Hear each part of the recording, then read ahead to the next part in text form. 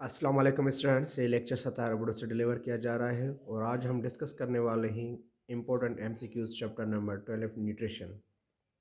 तो आइए सबसे पहले हम डिस्कस करने वाले हैं। तो इसमें जो एमसीक्यूज पहला जो लिखा गया है, तो इस एमसीक्यूज के लिहाज से तो कौन सा ऑप्शन इसमें करेक्ट हो सकता है। तो सबसे पहले क्वेश्चन पूछा गया है, any substance that supplies energy rich elements to the body for the metabolism is called. कौन सी वो सब्सटेंस हो सकता है जिसमें एनर्जी सप्लाई की जाती है और जो बॉडी की मेटाबॉलिज्म के लिहाज से उसको हम क्या कह सकते हैं। ऑप्शन ए है न्यूट्रिशन है, एंड ऑप्शन बी है excretion, option C respiratory substance, option D circulatory substance. तो इसका करेक्ट ऑप्शन है option A nutrition. Okay, question number 2 है, which of the following substance provide energy to the body. कौन सी energy है जो supply की जाती है, प्रोवाइड की जाती है एनर्जी के लिहाज से बॉडी को।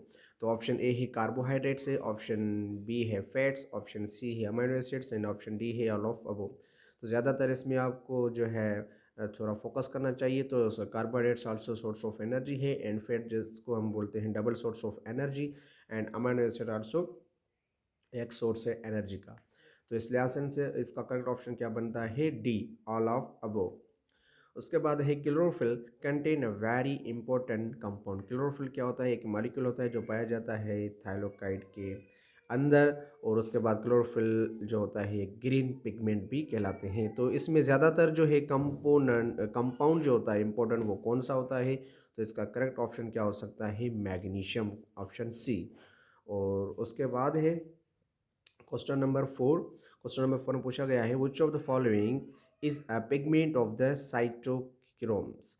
साइटोक्रोम्स का जो पिगमेंट है वो कौन सा हो सकता है। ऑप्शन जो है A magnesium, option B sulphur, option C phosphorus and option D iron. तो इसका करेक्ट ऑप्शन हो सकता है ऑप्शन डी। उसके बाद है question number 5, feeding on the dead and decaying matter such as dead leaves in the soil or decaying the rotting tree trunk is called. तो इसमें पूछा गया है feeding on the dead and the decaying matter में जो system आपसे पूछा गया है, तो आप इसमें बता सकते हैं तो कौन सा हो सकता है। तो इसके लिए आपको पोजिशन इसको जो आंसर है कौन सा हो सकता है। तो क्वेश्चन नंबर 5 में ऑप्शन ए है सम्बायोटिक न्यूट्रिशन, एंड ऑप्शन जो है वो है बी। जो सिंपल आपसे पूछा गया है बी में क्या हो सकता है, पैरासाइटिक न्यूट्रिशन है, एंड ऑप्शन है से सी से प्रोफाइटिक न्यूट्रिशन, एंड ऑप्शन है डी ऑल ऑफ अबव। तो फीडिंग जो डेड ऑर्गेनिज्म पे, तो उसका करेक्ट ऑप्शन क्या हो सकता है, आप जल्दी में अपना कमेंट कीजिए कौन सा हो सकता है क्वेश्चन नंबर 5 में। तो इसका करेक्ट ऑप्शन हो सकता है ऑप्शन सी। तो करेक्ट ऑप्शन सी में क्या बताया गया है, सेप्रोफाइटिक न्यूट्रिशन। ओके, उसके बाद है क्वेश्चन नंबर 6 है, feeding by in other living organisms. Feeding by in other living organisms से जो को भी जो फीडिंग हो सकती है किसी भी दूसरे लिविंग ऑर्गेनिज्म से belonging to the different species is called. Different species के लिहाज से तो इसको हम क्या कह सकते हैं। क्वेश्चन नंबर 6 में ऑप्शन कौन सा करेक्ट हो सकता है। तो ऑप्शन ए में लिखा गया है सेप्रोफाइटिक न्यूट्रिशन, ऑप्शन बी में पैरासाइटिक न्यूट्रिशन, ऑप्शन सी में symbiotic nutrition, option D all of above. तो क्वेश्चन नंबर 6 का करेक्ट ऑप्शन हो सकता है option B. Okay, and question number 7, in association between a fungus, जो फंगस के दरमियान जो association and roots of higher plants and higher plants के दरमियान, it mean fungus and higher plants के दरमियान जो भी एसोसिएशन हो सकती है उस एसोसिएशन का हम नेम क्या दे सकते हैं। तो आपसे बिल्कुल ये जो है आसान तरह से पूछा गया है। तो इसमें ऑप्शन है माइकोराइजी, एंड ऑप्शन बी है लिचन, ऑप्शन सी है फंगस, ऑप्शन डी है नन। तो इसका करेक्ट ऑप्शन हो सकता है mycorrhizae. Leguminous plant have the nodules on their roots which contain. जो लेग्यूमिनस जो प्लांट है उसके जो है वो उसको नोडुलस होते हैं ऑन देयर रूट्स में, विच कंटेन क्या वो कंटेन करते हैं, कौन से मतलब कि इसमें जो एसोसिएशन है वो सेप्रोफाइटिक बैक्टीरिया कहलाते हैं, पेरोसाइटिक बैक्टीरिया होते हैं, या नाइट्रोजन फिक्सिंग बैक्टीरिया होते हैं, या डी नन होते हैं। तो आप थोड़ा सा इस पर फोकस करें तो क्या हो सकता है। तो अगर आपको पता होनी चाहिए तो इसका करेक्ट ऑप्शन कौन सा हो सकता है, तो आप अपना कमेंट में लाजमी बताइएगा। अगर आपको नहीं पता है तो मैं आपको बता देता हूँ। तो इसका करेक्ट ऑप्शन हो सकता है ऑप्शन सी। तो ऑप्शन सी में क्या क्या लिखा गया है? ऑप्शन सी है नाइट्रोजन फिक्सिंग बैक्टीरिया।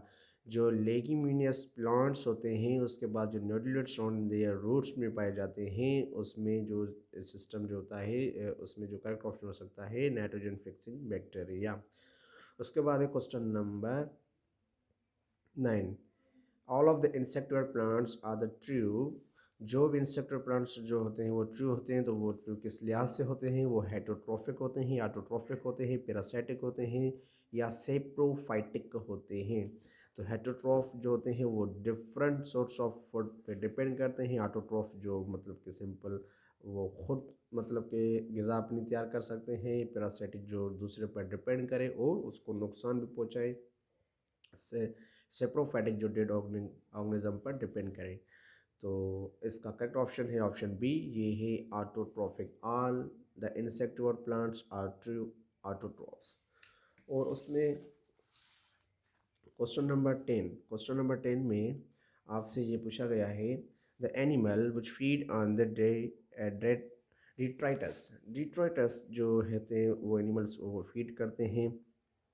इसका उसको क्या कह सकते हैं? ओमनीवोर्स कहते हैं, कार्निवोर्स कह सकते हैं, हेर्बीवोर्स तो आपको पता नहीं चाहिए। ओमनीवोर्स वो होते हैं जो मीट एंड जो है सिंपल जो ग्रासेस इट मीन्स यानी जो सिंपल होते हैं मीट या ग्रासेस को ईट कर सकते हैं, उसको हम क्या करते हैं? ओमनीवोर्स। और कार्निवोर्स जो सिर्फ और सिर्फ क्या उसका सिर्फ ईट करे गोश्त को ईट करें।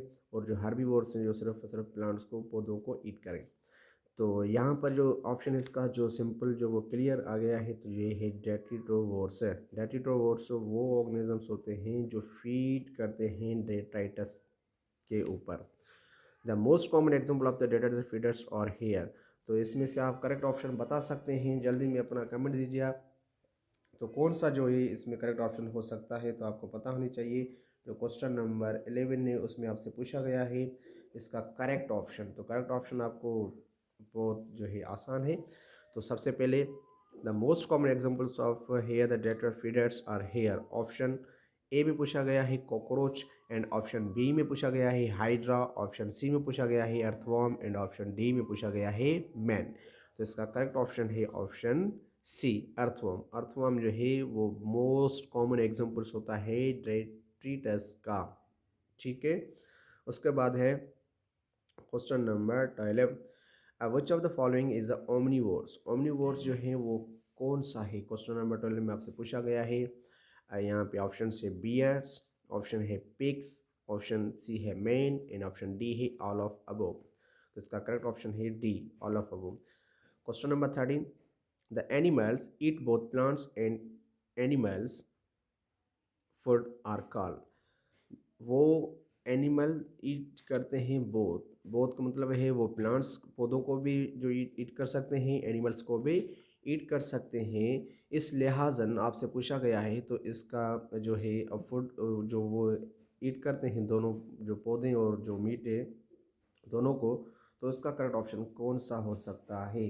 तो वेरी आसान क्वेश्चन है, तो आप में से कन्फ्यूजन होने की कोई भी ज़रूरत नहीं है क्योंकि ये बहुत आसान तरीका है। ओके।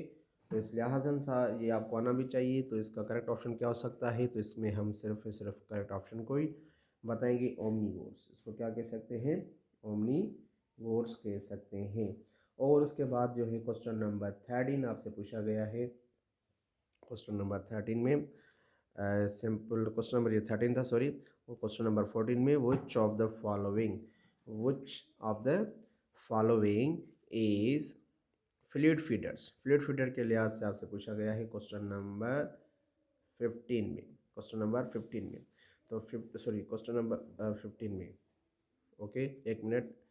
हमने डिस्कस किया 13, उसके बाद है 14। Okay. Which of the following is the fluid feeder. जो फ्लूइड फीडर है उसमें जो करेक्ट ऑप्शन कौन सा हो सकता है? हम जो है डायरेक्ट इसको करेक्ट करने की कोशिश करेंगे। इसमें हो सकता है मॉस्किटोज। और विच of the following is the parasitic living parasitically all the times. उसको हम जो है ऑप्शन से पता चल जाता है। तो जो ज़्यादातर जो सिर्फ और सिर्फ पैरासाइट्स ही किसी भी चीज़ पर हो सकता है तो उसको हम बोलते हैं obligate parasite. Which of the following parasite live on the fur and feathers of sorry on a mammals? Okay, तो यहाँ पे लाइट चली गई है, तो इंशाल्लाह जो इससे ज़्यादा एमसीक्यूज है वो हम डिस्कस करेंगे। अल्लाह हाफिज़।